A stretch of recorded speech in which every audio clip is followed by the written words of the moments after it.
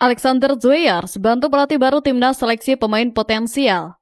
Komitmen berani PSSI kontrak John Hartman 2 tahun. Momen manis preman timnas Indonesia lamar sang kekasih. Tom Hai heran lihat Boxing Day di Liga Indonesia. Simak informasi selengkapnya sebagai berikut. Momen manis preman timnas Indonesia lamar sang kekasih. Sosok garang yang dijuluki preman timnas Justin Hubner resmi menurunkan tamengnya. Bek andalan timnas Indonesia itu melamar kekasihnya, Jennifer Koppen. Perlu diketahui, kisah cinta Justin Hubner dan Jennifer Koppen sebenarnya terbilang singkat, tapi justru itu yang bikin publik makin penasaran. Baru sebentar bersama, keduanya sudah berani ambil langkah besar. Di usia yang masih muda, keputusan ini terasa dewasa, tenang, dan penuh keyakinan satu sama lain. Dan tepat kemarin, momen yang ditunggu itu akhirnya terjadi. Bek muda yang kini jadi pilar pertahanan timnas Indonesia resmi melamar Jennifer Koppen. Momen romantis tersebut langsung dibagikan Justin lewat Instagram tanpa banyak gimmick. Dalam unggahan itu, Justin terlihat bertekuk lutut sambil menyodorkan cincin. Ekspresi bahagia dan haru dari keduanya seolah menjawab semua spekulasi publik soal keseriusan hubungan ini. Future Mr. and Mrs. Hubner, tulis Justin. Kolom komentar langsung penuh ucapan selamat dari sesama pemain, figur publik, sampai fans timnas yang ikut baper. Di tengah karirnya yang lagi naik, lamaran ini jadi babak penting buat Hubner. Sosok yang dikenal galak dan tanpa kompromi di lapangan ternyata punya sisi lembut di luar garis putih. Bahkan, ia juga menunjukkan perhatian dan cinta pada Kamari, putri Jennifer. Menariknya, Justin dan Jennifer juga aktif membangun berbagai bisnis dari parfum, fashion, hingga spa. Ini sejalan dengan tren para pemain timnas yang mulai memikirkan masa depan di luar sepak bola. Mereka sadar, karir di lapangan ada batasnya. Dan lewat bisnis, mereka bukan cuma atlet, tapi figur muda yang inspiratif. Tom Hai heran lihat Boxing Day di Liga Indonesia. Dari Eropa ke Bandung, pemain anyar Persib Tom Hai mulai sadar satu hal. Ritme sepak bola Indonesia punya kejutan sendiri. Gelandang Persib ini dibuat terheran bukan oleh lawan, tapi oleh jadwal libur yang tetap berisi laga Boxing Day versi lokal. Perlu diketahui, The Professor datang ke Persib Bandung dengan status rekrutan baru, langsung dihadapkan pada tantangan besar.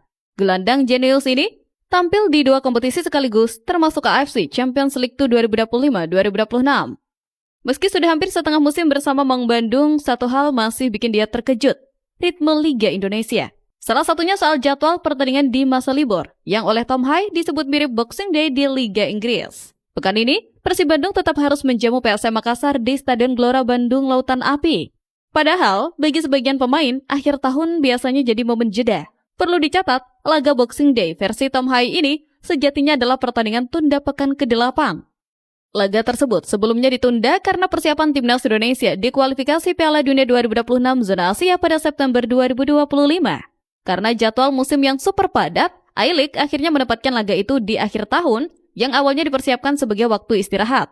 Walau memahami situasinya, pemain yang masih terbilang baru di Persib ini mengakui dirinya belum sepenuhnya beradaptasi dengan Super League 2025-2026. Meski begitu, profesionalisme tetap jadi pegangan utama. Saya rasa semua tahu mengenai periode ini. Jadi, bagi kami untuk bermain di periode ini, menurut saya ini gila.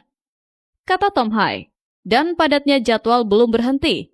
Persib masih harus bertandang ke markas Persik Kediri pada 5 Januari 2026, lalu menjamu Persija pada 11 Januari 2026 tanpa jeda. Alexander Zuyers bantu pelatih baru timnas seleksi pemain potensial. Masuk ke bahasan paling teknis hari ini. Ada perubahan senyap tapi berdampak besar di tubuh timnas. Peran direktur teknik akhirnya terasa nyata. Alexander Zuyers kini disiapkan jadi figur kunci mengawal arah permainan dan membantu pelatih baru timnas Indonesia. Perlu diketahui, usai rapat Exco PSSI untuk menentukan nakoda baru timnas Indonesia, muncul sejumlah poin penting yang kini jadi fokus federasi. Salah satunya terdengar sederhana tapi krusial, komunikasi.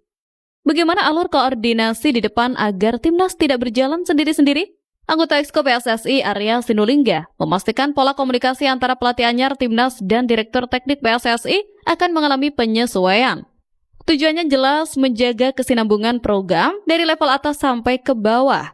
Pelatih timnas diharapkan mampu menjalin korespondensi yang lancar, terutama dengan klub baik di dalam negeri maupun luar negeri. Tanpa itu, bagaimana pemain bisa dikelola dengan maksimal? Harapannya, koordinasi tak hanya berhenti di tim senior. Mulai dari direktur teknik, timnas kelompok usia, hingga pembinaan akar rumput, semuanya harus berada dalam satu jalur yang sama. Khusus untuk Direktur Teknik PSSI, kini ada peran baru yang lebih otoritatif. Arya menegaskan, setiap pelatih tim nasional wajib berkoordinasi dengan Dirtek, termasuk saat mengajukan rekomendasi pemanggilan pemain. Tak kalah penting, ada syarat lain yang ditekankan. Pelatih timnas Indonesia harus tinggal di Indonesia. Alasannya sederhana tapi masuk akal, agar sang arsitek bisa memantau langsung denyut perkembangan sepak bola tanah air, bukan hanya lewat laporan. Komitmen berani PSSI kontrak John Hartman 2 tahun. Satu langkah senyap, tapi terasa besar datang dari PSSI. Setelah lama belajar dari era gonta-ganti pelatih yang merusak fondasi, federasi kini membeli konsistensi. Kontrak 2 tahun untuk John Hartman lengkap dengan klausul job security jadi sinyal perubahan arah yang serius. Sebelumnya, PSSI mengirim perwakilan Andri Erawan dan Muhammad ke Inggris untuk bertemu calon pelatih.